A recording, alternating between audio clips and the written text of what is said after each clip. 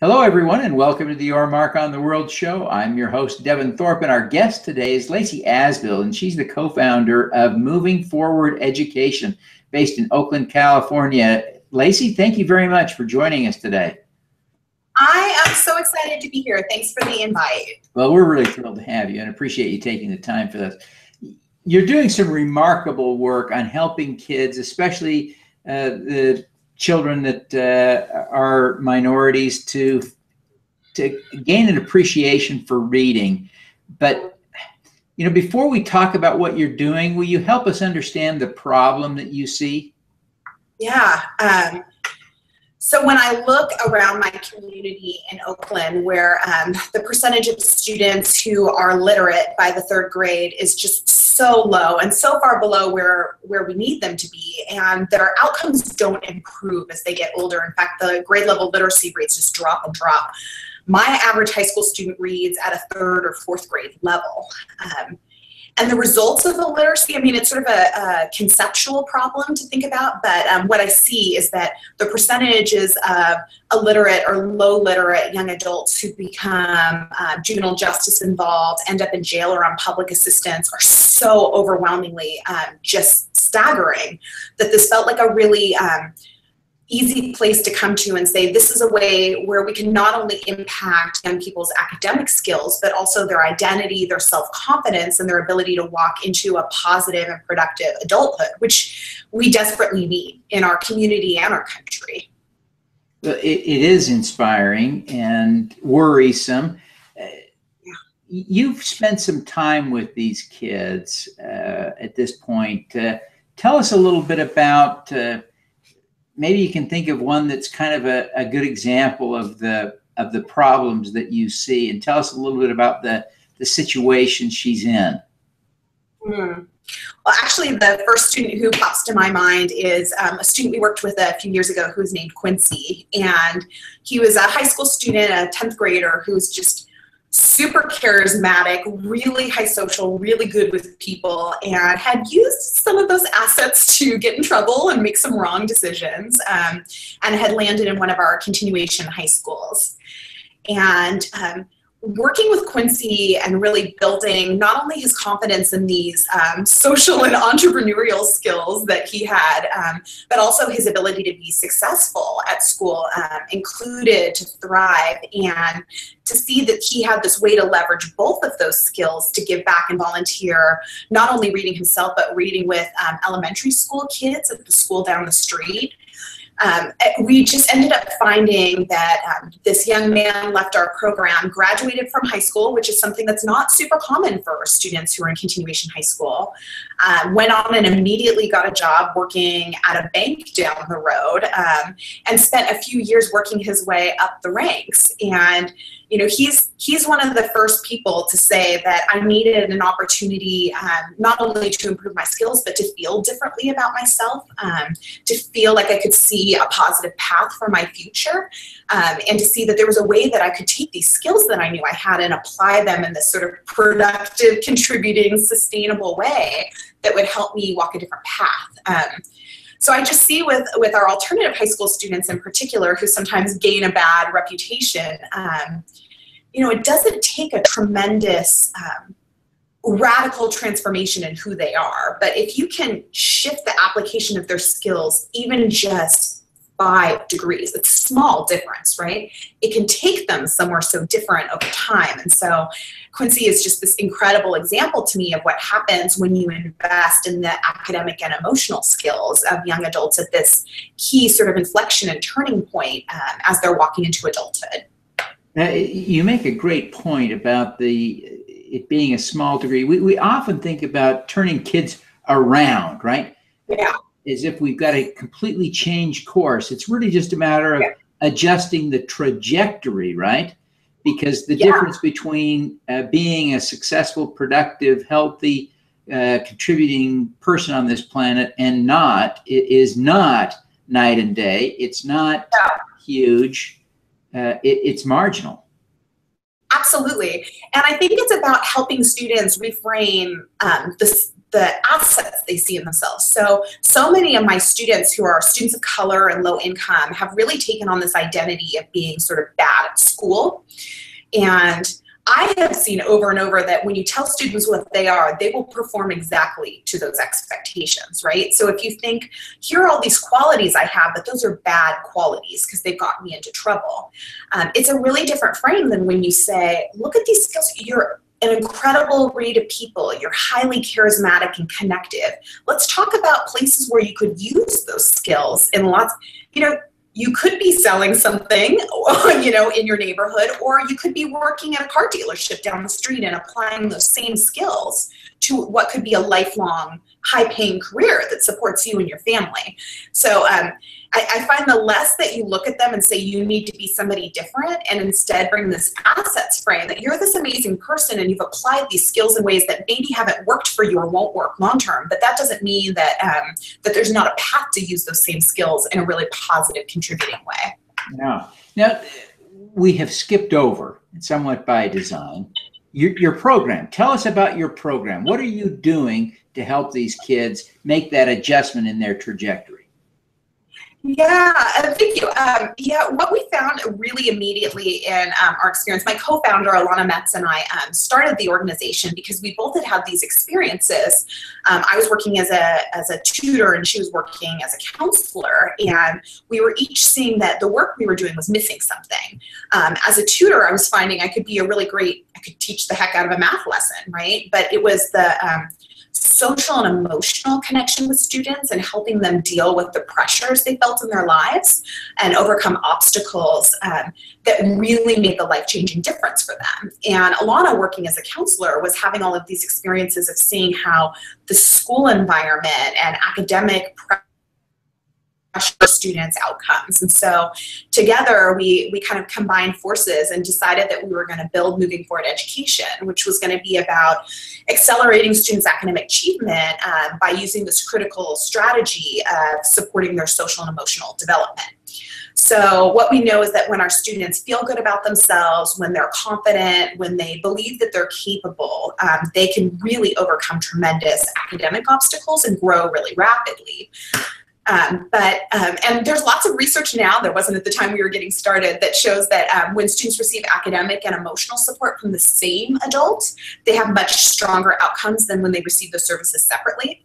But it sort of makes sense. There's just something about having a person in your life who sees you as a whole person that I think our students don't always receive in their lives and communities. So we're this academic mentoring program serving some of the most underserved student populations here in Alameda County. And we've thought a lot about how to grow some of the successes we found in our own program, stories like Quincy and many more like him, and how to help leverage the work that we've done and built over the last dozen years here in our community in Oakland to help these academic and emotional and social problems and issues we're seeing across our country as a whole. That's something we're getting really passionate about sharing. Sure, sure. You launched a program within your program called Reading with Relevance. Tell us about how that's working and what it is. So Reading with Relevance, I mean, we started Moving Forward Education with this mission of going really deep with our students. And Reading with Relevance is a program we developed to help, teach our students literacy skills and build these really concrete social and emotional skills like resiliency or identity or self-awareness or the ability to cope with grief or loss, but also build confidence. So we built this curriculum in the field with our kids.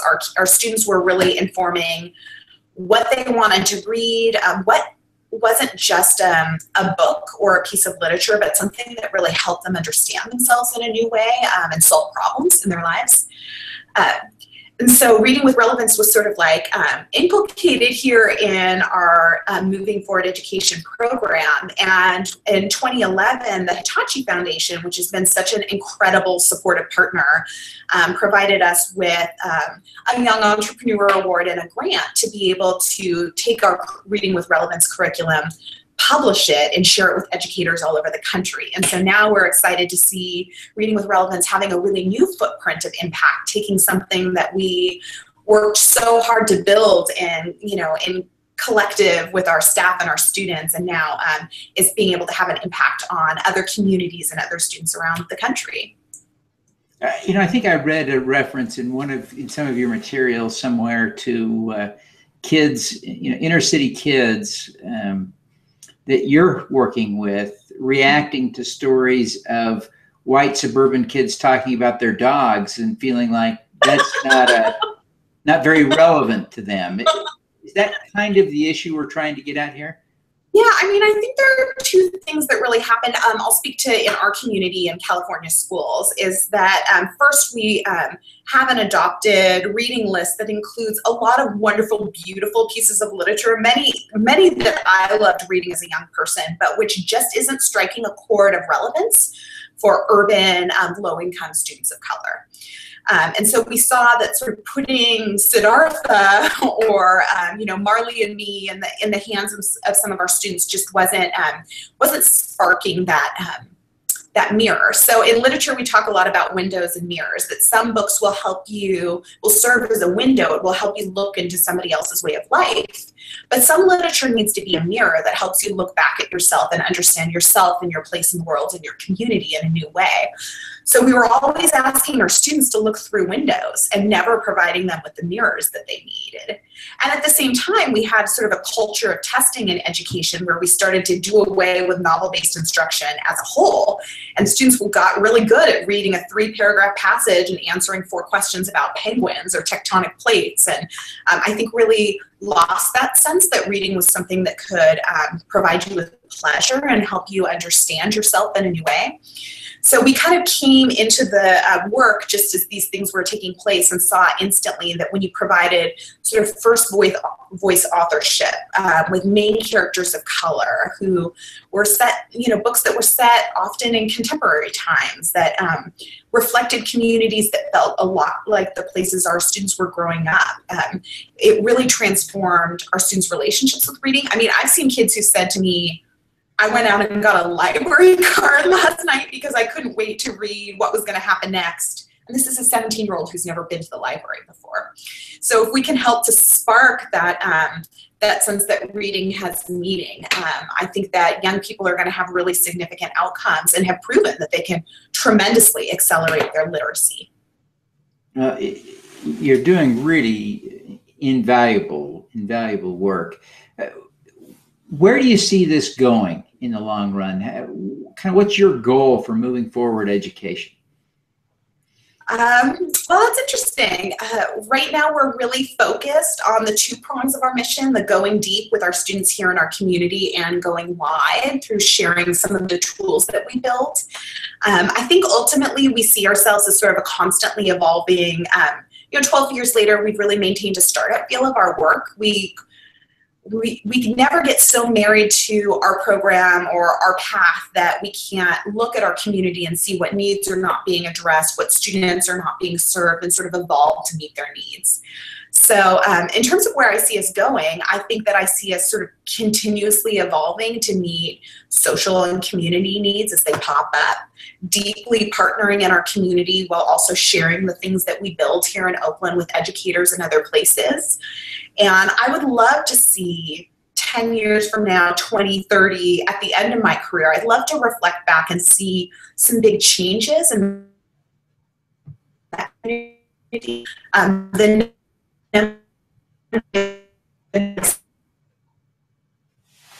Substance abuse or trauma at such an early age, you know, it's something that I feel really passionate about making a difference around through my lifetime and career. We certainly want to see you have success in that. I want to ask you just a few personal questions before we wrap up. Okay, go for it.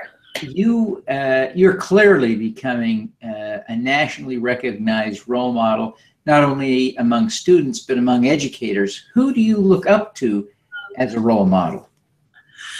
Well, I've had a constantly evolving and quite large list.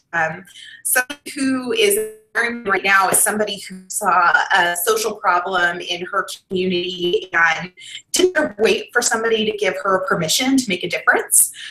So you probably read the story of Marley Diaz, who's an 11-year-old from New Jersey. And she was getting avid reader, loved to read. And at home, her family was really good at giving her the kinds of books that she as a young Black girl could really relate to, and made her feel good about herself. But she didn't always feel that way at school. She's actually the one who's famously quoted about how books at school are about boys, dogs, and boys with their dogs.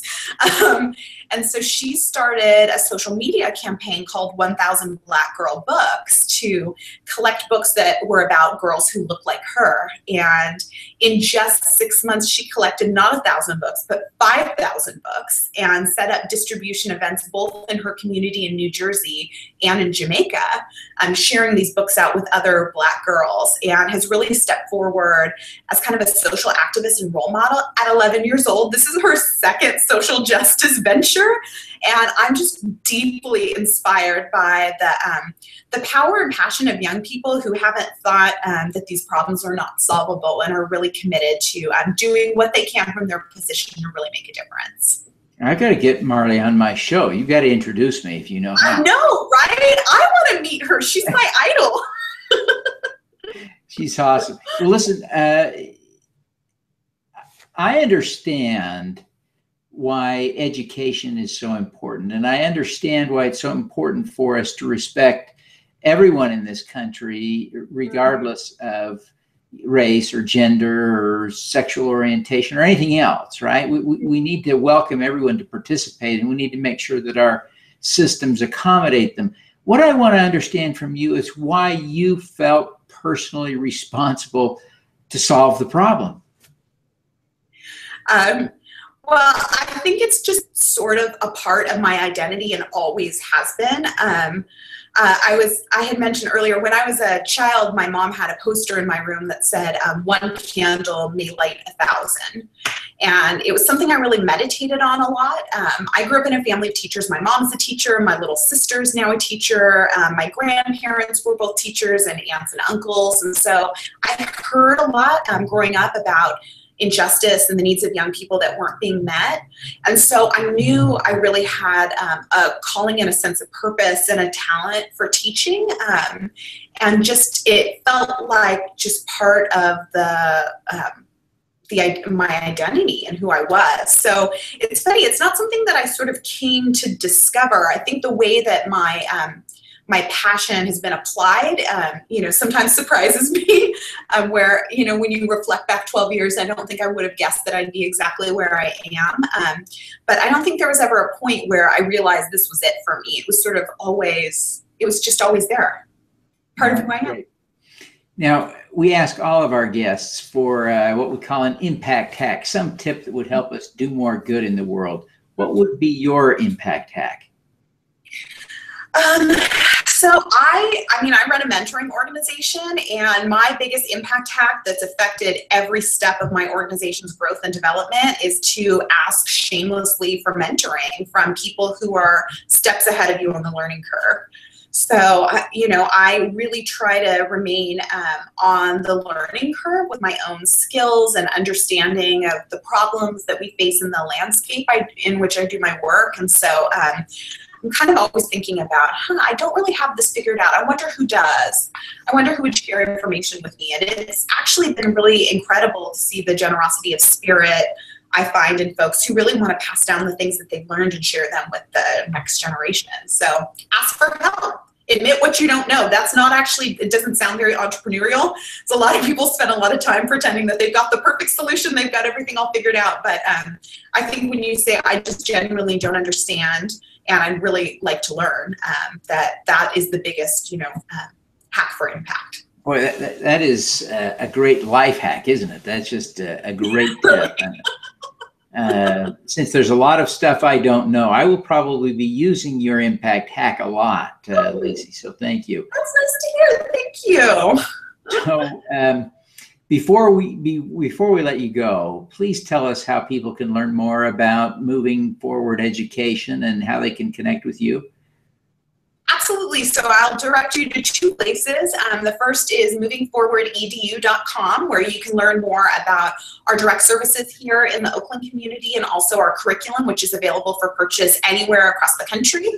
The other reference I'd like to make is to entrepreneurexchange.org. Org, and that's the Hitachi Foundation's resource for social entrepreneur startups. And so you'll see lots of interviews about our organization on topics from scaling to customer acquisition to balancing our double bottom line to investors. So if you're looking to start an organization for good, it's a great resource to get you started. Fantastic. Well, I really want to thank you for taking the time to be with us today, and we want to wish you every success in your great work of educating America's kids.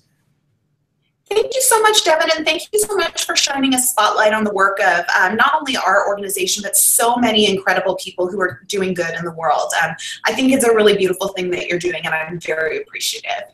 Well, thank you. Thank you. And now let's do some good. Okay.